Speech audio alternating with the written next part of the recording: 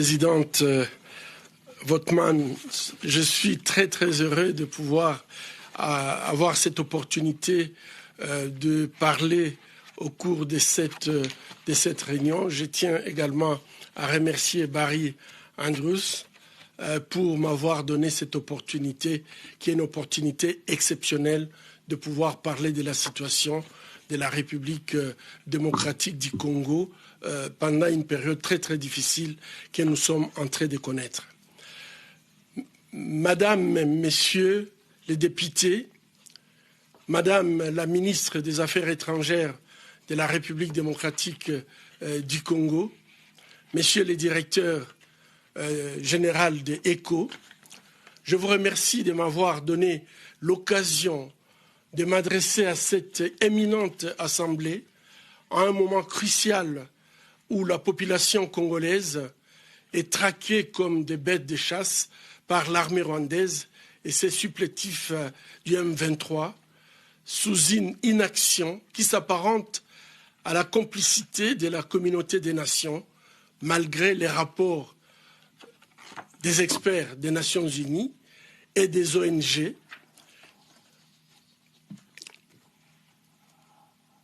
La situation à Goma aujourd'hui et au Sud Kivu a atteint des niveaux désastreux. Il ne s'agit pas tout simplement d'une crise humanitaire, c'est une guerre délibérée contre des populations civiles innocentes, non armées. Et à l'exemple, c'est des images que nous avons de la prison de Munzenze, où les femmes et les enfants ont été tout simplement violés, tués et après brûlés. On ne parle plus d'une crise humanitaire, c'est une crise de notre humanité.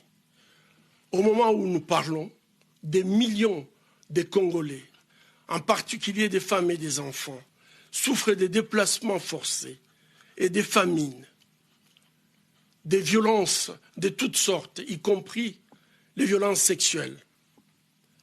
La réjouissance du M23, soutenue par les Rwandais, a entraîné des souffrances inhumaines, inimaginables. La ministre des Affaires étrangères l'a déjà souligné. Et je pense que revenir sur le fait qu'aujourd'hui, les hôpitaux de Goma sont complètement débordés. J'étais ce matin avec un collègue avec qui j'ai discuté. Ils ne savent plus quoi faire. Les gens meurent comme des mouches. Ils n'ont plus suffisamment de matériel pour les opérer. Plus de 3000 malades qui nécessitent des chirurgies, de grandes chirurgies. Sans soutien, c'est pratiquement intenable dans la ville de Goma. Mais en dehors de la ville, il y a tous ces cadavres. On a déjà ramassé plus de 3000 corps, mais il y en a encore dans des rues, il y en a encore dans des quartiers qui sont en décomposition. Quelle image nous donnons à notre humanité? Quelle peut être une cause pour que l'armée rwandaise et le M23 agissent de la sorte et que nous ne soyons pas à mesure de prononcer les mots « sanctions ». Cette crise n'est pas nouvelle. Elle s'inscrit dans le cadre d'une guerre d'agression menée depuis des décennies contre le peuple de la République démocratique du Congo, motivée tout simplement par le pillage illégal de nos ressources naturelles. Le Congo, avec ses ressources naturelles, n'a jamais fermé des portes à des personnes qui veulent travailler avec les Congolais, la main dans la main, où les Congolais gagnent et que les entreprises gagnent.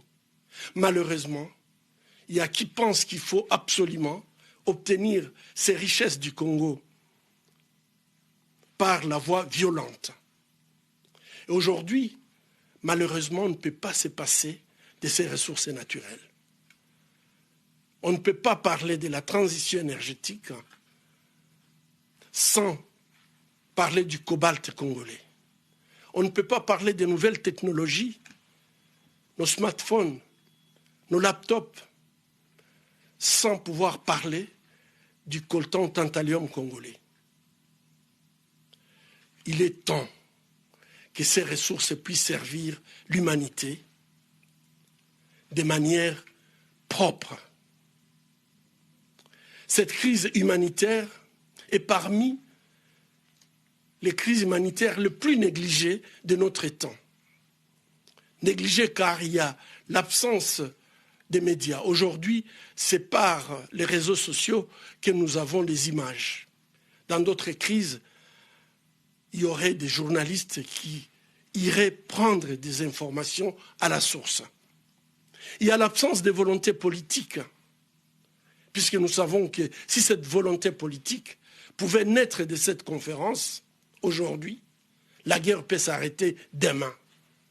Le Rwanda, ce n'est pas une puissance, ni nucléaire, ni militaire.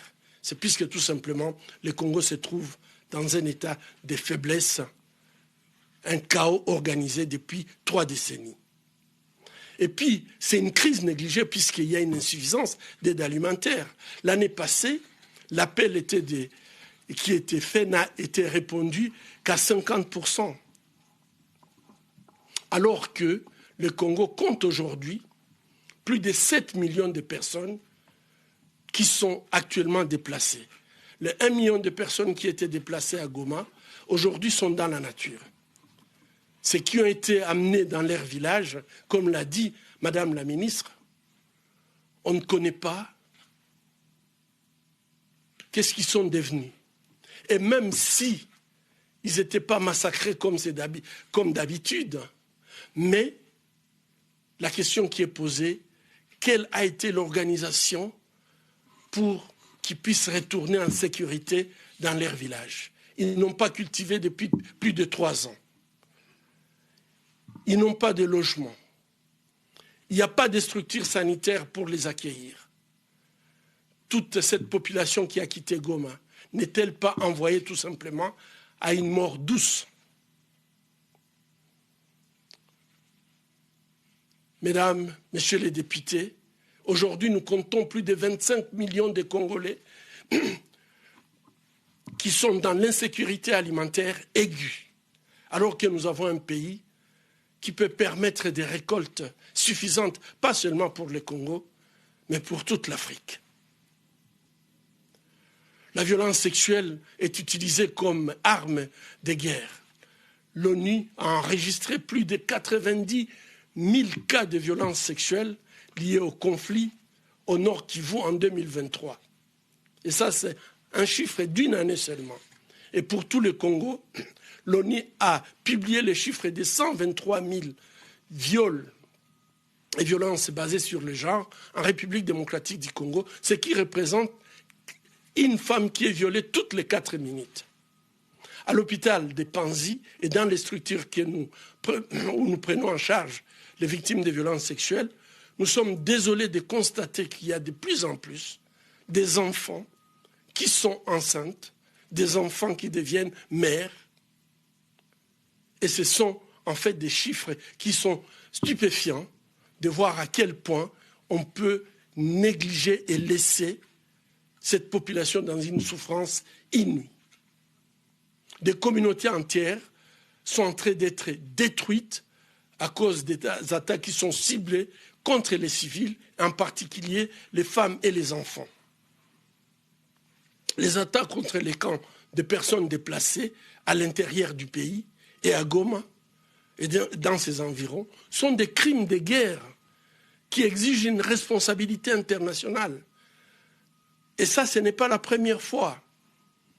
Le Rwanda est en train de récidiver dans le bombardement des camps des réfugiés et le monde reste silencieux.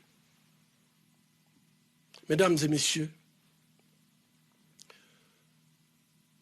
l'Union européenne, les États-Unis, la communauté des nations ne doivent plus fermer les yeux sur les actions du Rwanda en République démocratique du Congo. Les pays dits démocratiques ne peuvent pas tolérer l'intolérable. Les pays qui partagent avec nous les valeurs démocratiques les valeurs humanistes ne peuvent plus continuer d'accepter ce que le Rwanda est en train de commettre en République démocratique du Congo en toute impunité.